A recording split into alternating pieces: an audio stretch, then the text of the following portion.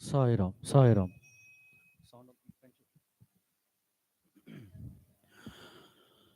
श्री सच्चिदानंद सद्गुरु साईनाथ महाराज की जय।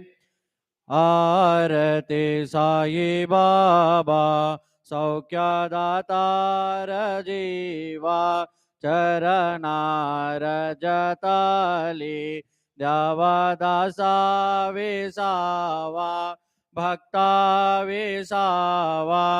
आरती साई बाबा जालुने आनंगा तस्वरूपी राहे दंगा मोमोक्ष जनदावी निज डोला श्रीरंगा डोला श्रीरंगा। आरती साई बाबा जय मनी जैसा भावा तया तैसा नुभावा जावे से दया गाना ऐसी तुझे ही मावा तुझे ही मावा। आरती साई बाबा तुमचे नामाद्या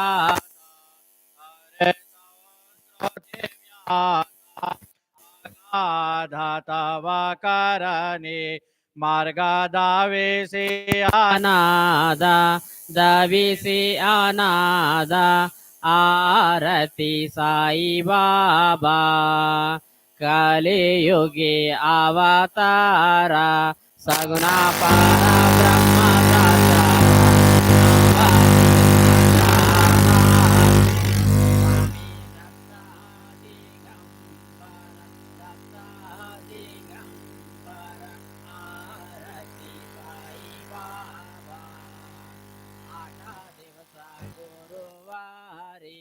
भक्ता करी तिवारी प्रभु पद पहावाया बाबा बया निवारी बया निवारी। आरती साई बाबा माझा निजा द्रव्य ठेवा तवा चरणाराचा सेवा मागणे आता तुम्हा देवादि देवा देवादि देवा। आरती साई बाबा इच्छिता दिना चातक निर्मल तो यानी जसुका पाजवे माधवाया संभाल पोले बाका आपोले भाका। आरती साई बाबा सौख्यदातार जीवा चरणार जताली द्यावादासा विसावा भक्ता विसावा। आरती साई बाबा शिर्डी माझे पंढरपुरा साई बाबा रामावारा बाबा रामावारा साई बाबा रामावारा। शुद्ध भक्ती चंद्रा भागा भाव पुंडलिका जागा पुंडलिका जागा भाव पुंडलिका जागा। याहो अवघे जना करो बाबांसी वंदना सायेसी वंदना करो बाबांसी वंदना। गणो मने बाबा साये द्याव पाव माझे आये पाव माझे आये द्याव पाव माझे आये। गले लोटांगण वंदे न चरणा ढोला न पायी न रोपा तुझे प्रेमे अलिंगनानंद पूजिन भावे अवाल मने नमा। त्वमेव माता च पिता त्वमेव त्वमेव बन्धु च सखा त्वमेव त्वमेव विद्या द्रविणं त्वमेव त्वमेव सर्वं मम देवदेव। कायेन वाचा मनसेन्द्रिये वा बुद्ध्यात्मना वा प्रकृति स्वभाव करोमि यज्ञत् सकलं परस्मै नारायणायति समर्पयामि। अच्युतं केशवं रामनारायणं कृष्णदामोदरं वासुदेवं हरि श्रीधरं माधवं गोपिकावल्लभं जानकीनायकं रामचन्द्रं भजे हरे राम राम राम हरे हरे हरे कृष्णा कृष्णा कृष्णा हरे हरे हरि ओम श्री गुरुदेवा दत्त अनंता तुला ते कसे रे स्तवावे अनंता तुला ते कसे रे नमावे अनंता मुखाचा शिनेशे जगाता नमस्कार साष्टांग श्री साईनाथा स्मरावे मने त्वत्पदानित्यभावे उरावे तरे भक्तीसाठी स्वभावे तरावे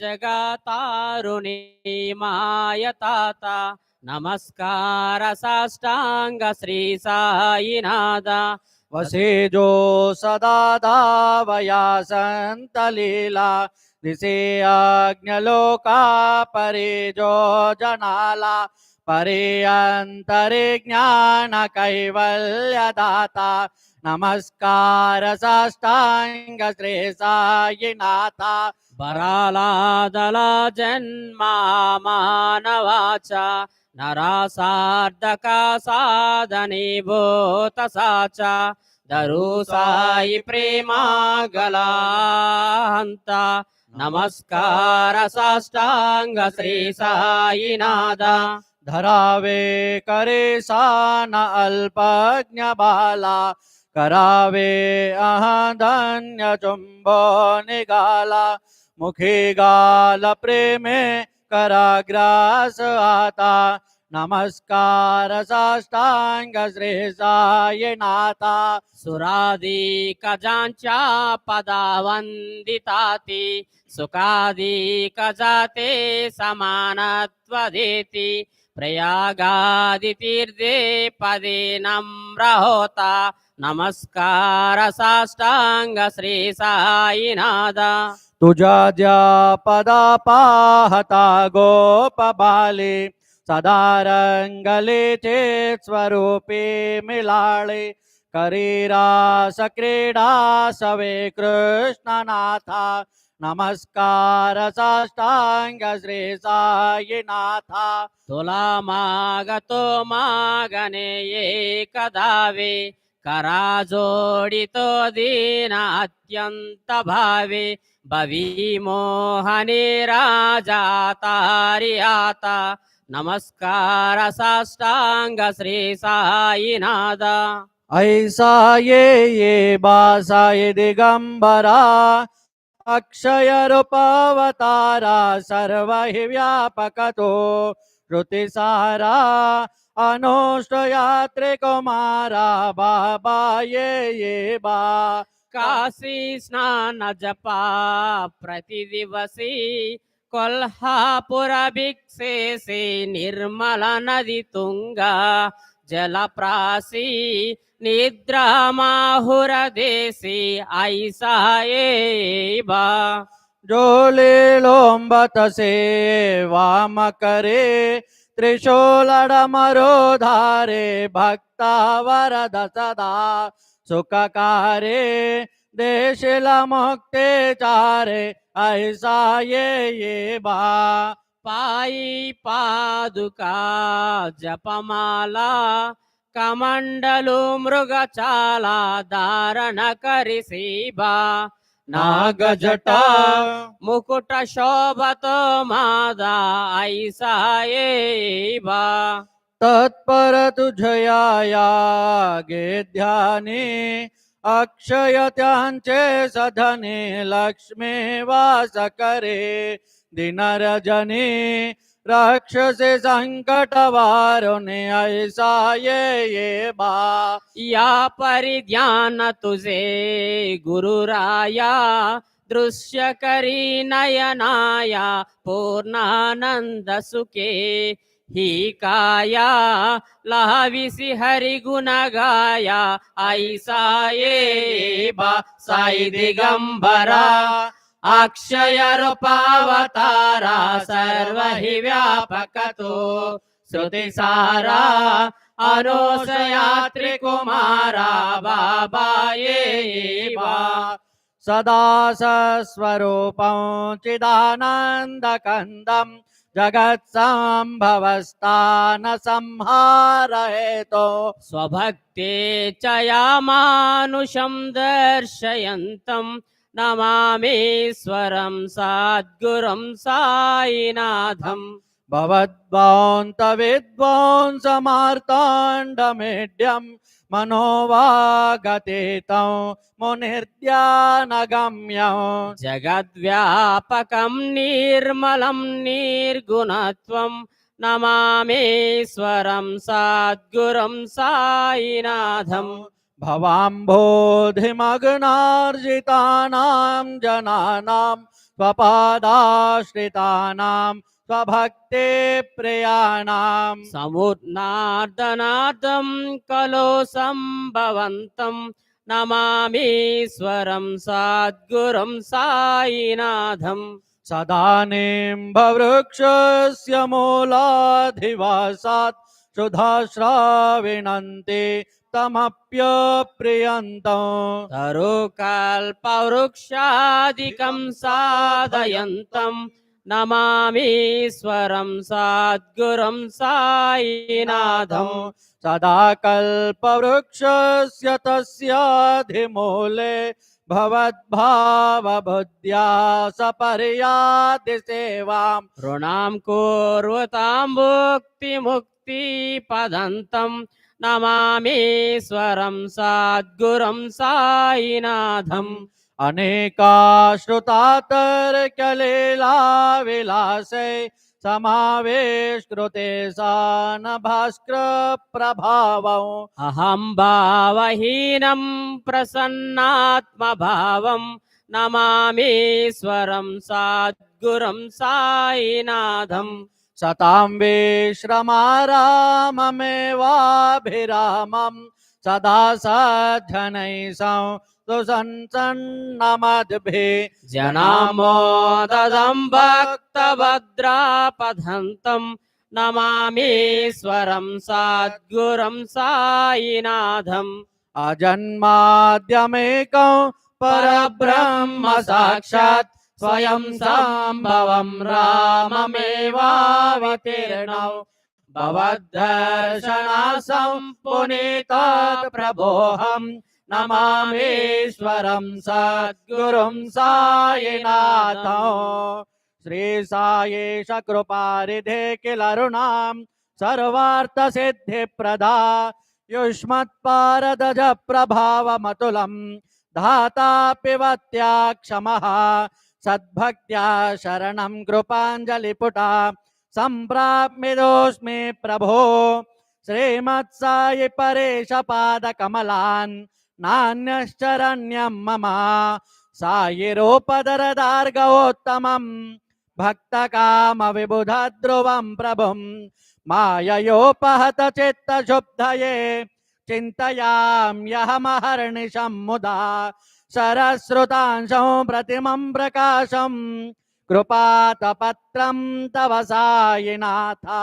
त्वदीयपादाब्जसमाश्रितानां स्वच्छाययातात्मपपाकरोतु उपासनादेव च सायिनाथ स्तवेर्मयोपासनिनास्तुतस्वं रमेन्मनोन्मे तव पादयुग्मे भृङ्गो यताब्जेत्मकरन्तलुब्धः अनेकजन्मान्तृतपापसंशयो भवेद्भवत्पादसरोजदर्शनात् क्षमस्य सर्वान्नपराध्य पुण्यका प्रसीद सायेश सद्गुरो दयानिधे श्री साईनाथ चरणामृतपूर्तचित्ता सत्पादसेवनरता सतजञ्च भक्त्या संसार जन्म दुरितौ ध्रुवनिर्गतास्ते कैवल्यधाम परमं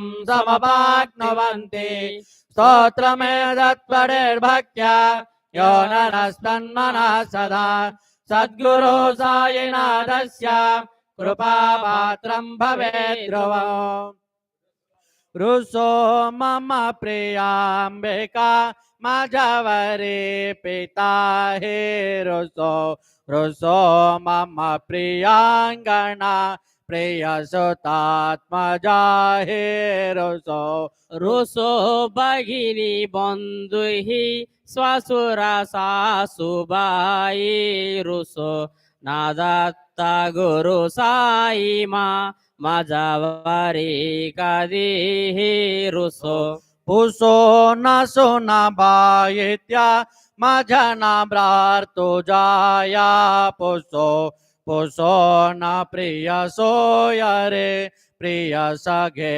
ज्ञाती पुसो पुसो सृहुदाना सका स्वजनानाप्ता बंधु पुसो परेना गुरु साई माझावारी कधीही रुसो पुसो ना भला मुले तरुणा वृद्धहीना पुसो पुसो ना गुरु धाकुटे माझ्या ना थोरासाने पुसो पुसो न चपले बुरे सुजना साधुहीना पुसो परेना गुरु साई माझावारी कधीही रुसो रुसो चतुर तत्वते वेधोता प्रज्ञा ज्ञाने रुसो रुसो हि विदुषी श्रिया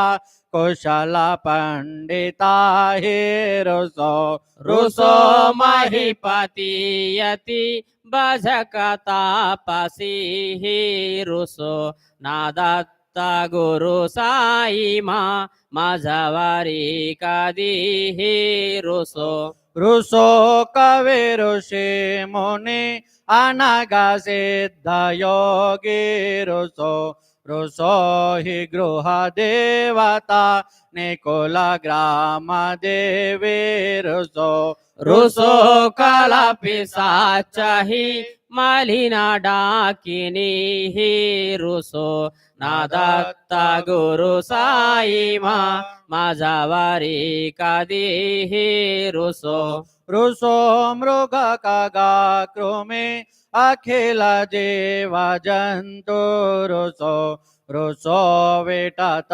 प्रत्सरा अचल आपगाब्दे रुसो रुसो कपवनाग्निवार आवनी पंचतत्वे रुसो नादत्ता गुरु साई माझावारी कधीही रुसो रुसो विमल किन्नरा अमल यक्षिणी रुसो रुसो शशि गगादेहि गगनि तारका हे रुसो रुसो अमर राजहि आदय धर्म राजा रुसो नादत्ता गुरु साई माझावारी कधीही रुसो रुसो मन सरस्वती चपल चित्तते हि रुसो रुसो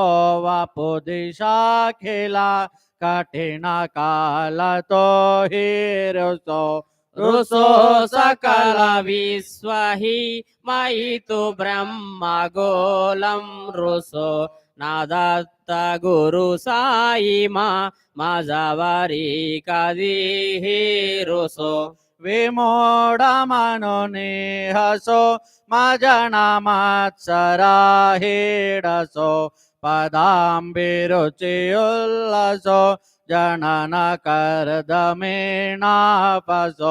न दुर्गधृतीचा दसो अशिव भाव मागे कसो प्रपंची मनाहि रुसो दृढ विरक्ती चित्ती टसो कोणांचे गृणानसो नच स्पृहा कशाचे असो सदैव हृदये वसो मनसि ध्यानि साये वसो पदे प्रणय वो रसो निखिल दृश्य बाबा दिसो नादत्त गुरु साई मा उपरियाचने लारोसो हरिः ॐ यज्ञेन यज्ञमयजन्त देवाः स्थानि धर्माणि प्रथमान्यासन्न ते हनाकं महिमानः सदन्त यत्र पूर्वे साध्याः सन्ति देवाः ॐ राजाधिराजाय प्रसय्यसाहिने नमो वयं वैष्णवनाय कुर्महे समे कामान् कामकामाय मह्यं कामेश्वरो वैष्णवनो ददातु कुबेराज वैष्णवनाय महाराजाय नमः ॐ स्वस्ति साम्राज्यं भोज्यं स्वाराज्यं वैराज्यं पारमेष्ठ्यं राज्यं महाराज्यमाधिपत्यमयं समन्तपर्याम् ईश्यार् सार्वभौम सार्वायुषान्द्रार्धात् परार्धात् पृथिव्यै समुद्रपर्यन्ताय एकरालिति तदप्यैष श्लोको विहितो मरुतः परिवेष्टारो मरुतस्यावसंगृहे आवीक्षितस्य कामप्रे विश्वे देवाः सभासद इति श्रीनारायण वासुदेवाय सच्चिदानंद सद्गुरु साईनाथ महाराज के जय करचरण कृतं वा कायजं कर्मजं वा श्रवणनयनजं वा मानसं वा परार्धं विहितमहितं वा सर्वमेतत्क्षमस्व जय जय करुणाब्धे श्री प्रभो साईनाथ श्री सच्चिदानंद सद्गुरु साईनाथ महाराज के जय राजा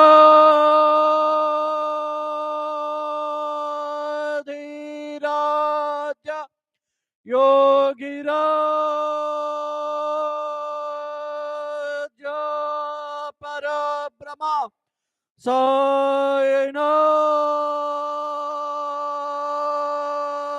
साईनाथ महाराज श्री सच्चिदानंद सद्गुरु साईनाथ महाराज के जय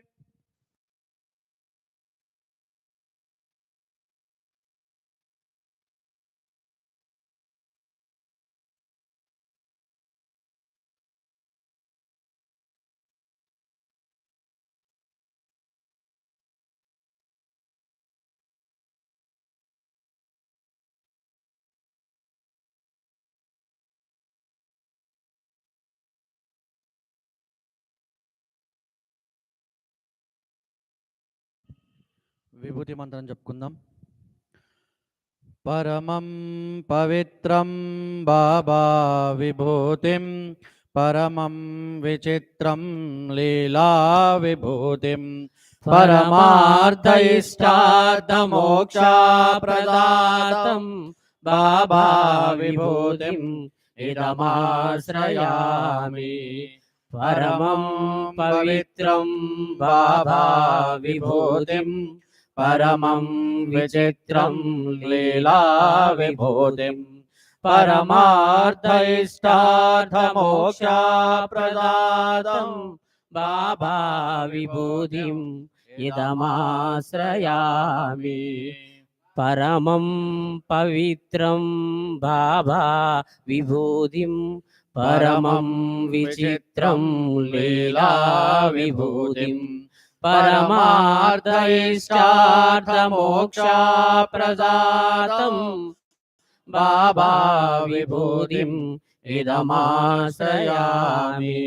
साई बाबा विभूतिम् इदमाश्रयामि जय बोलो साईनाथ महाराज की अखिलांड कोटि ब्रह्मांड नायक राजाधिराज योगिराज परब्रह्म श्री सच्चिदानंद सद्गुरु साईनाथ महाराज की जय।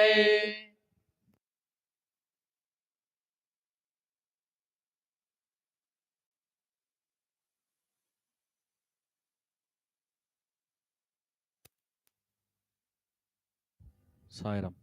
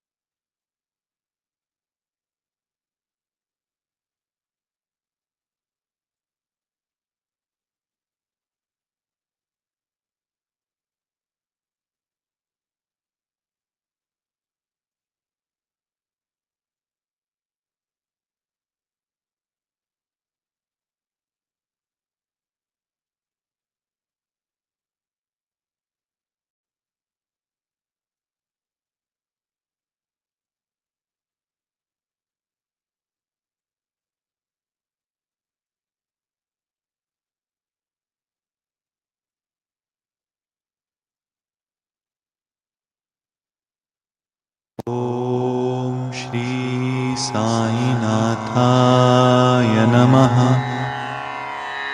ॐ श्री साईनाथाय नमः। ॐ श्री साईनाथाय नमः। ॐ श्री साईनाथाय नमः। ॐ श्री साईनाथाय नमः। ॐ श्री साईनाथाय नमः। ॐ श्री साईनाथाय नमः।